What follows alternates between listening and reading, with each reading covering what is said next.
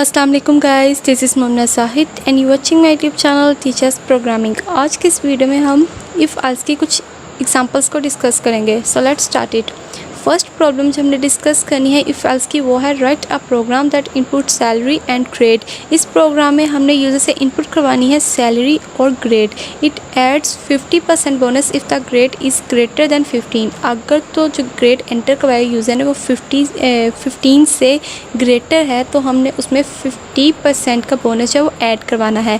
It adds 25% bonus if the grade is 15 और less. और अगर तो जो ग्रेड एंटर करवाया वो 15 है या 15 से लेस है तो फिर हमने 25 का जो बोनस 25% बोनस जो है वो ऐड करवाना है सैलरी में। And then displays the total salary, और फिर हमने सिंपल सैलरी जो टोटल निकलेगी वो डिस्प्ले करवा देनी है स्क्रीन पे। सो आए हम अपना प्रोग्राम लिखना स्टार्ट करते हैं।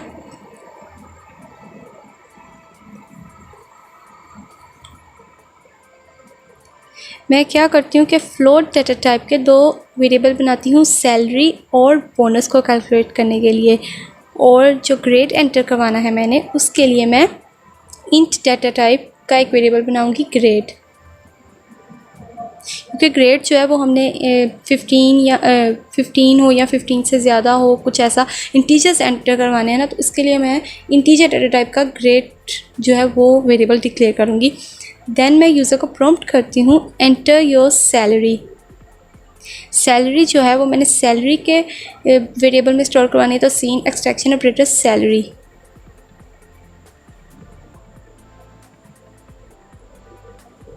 देन मैं यूज़र को प्रॉम्प्ट करती हूँ एंटर योर ग्रेड, कि वो एंटर करे अपने ग्रेड। तो ग्रेड मैंने किस में स्टोर करवाने हैं, ग्रेड के वेरिएबल में, सीन एक्सट्रैक्शन ऑपरेटर ग्रेड।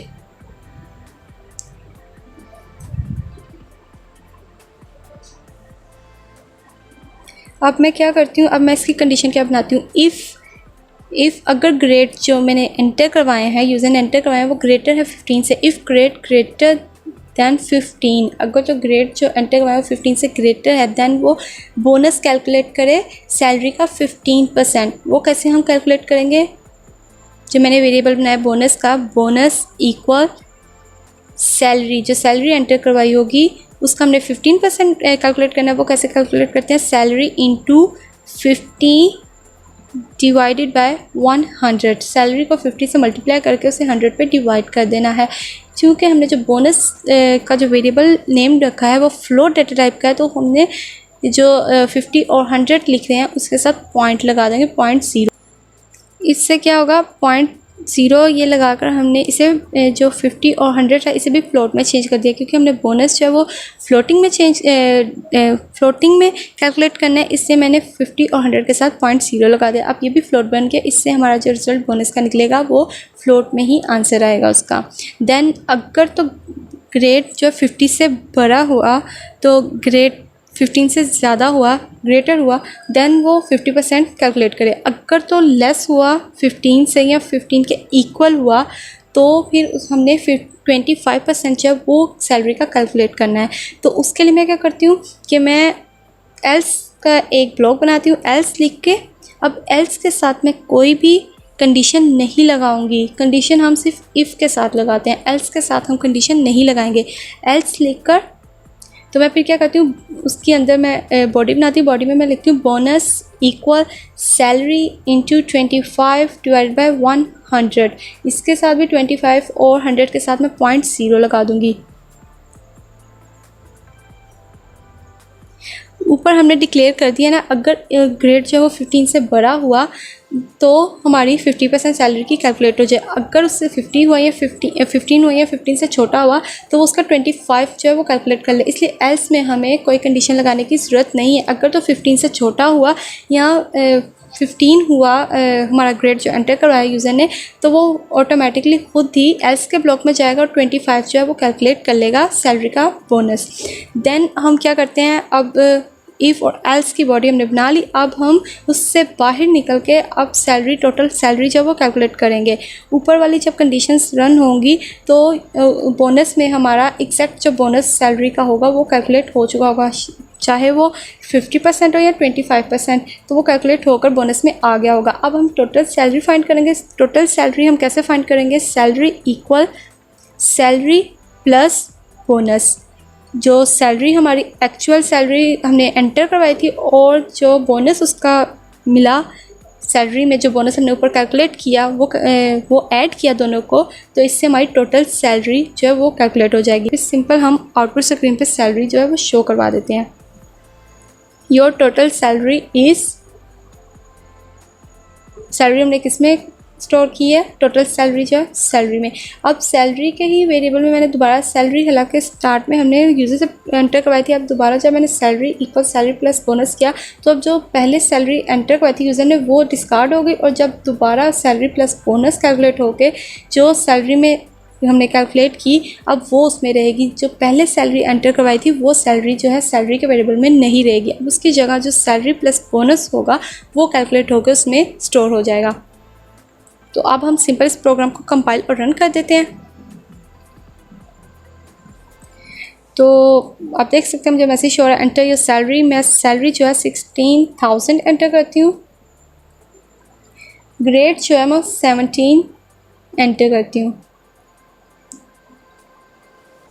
तो आप देख सकते हैं मुझे जो टोटल सैलरी कैलकुलेट होकर शो हो रही है वो है 24,000।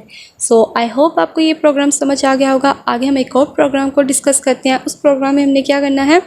Right a program that inputs two integers. इस प्रोग्राम में हमने 2 इंटीजर्स जो है वो एंटर करवाने हैं यूज़र से। It determines and prints if the first integer is the multiple of second integer. इसमें हमने क्या फाइंड करना है कि हमने 2 इंटीजर यूज़र से इनपुट करवाना है। दैन हमने ये फाइंड करना है कि जो हमने 2 इनपुट करवाए हैं इंटीजर, जो फर्स्ट इंटीजर है वो सेकंड इंटीजर का मल्टीपल है कि नहीं। तो उसे हम कैसे कैलकुलेट करेंगे? आए हम प्रोग्राम लिखना स्टार्ट करते हैं। उसके लिए मैं क्या करती हूँ कि मैं इन डेटा टाइप के 2 वेरिएबल्स बनाती हूँ, ए और बी। देन मैं यूज़र को प्रॉम्प्ट करती हूँ कि वो एंटर करे फर्स्ट इंटीजर। फर्स्ट इंटीजर मैं ए में स्टोर करवाऊँगी।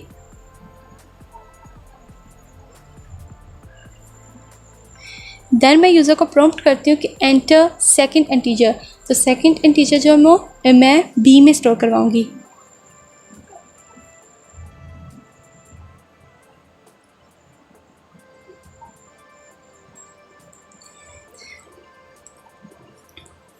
अब हम मल्टीपल कैसे ये फाइंड करेंगे कि जो फर्स्ट इंटीजर वो सेकंड इंटीजर का मल्टीपल है कि नहीं।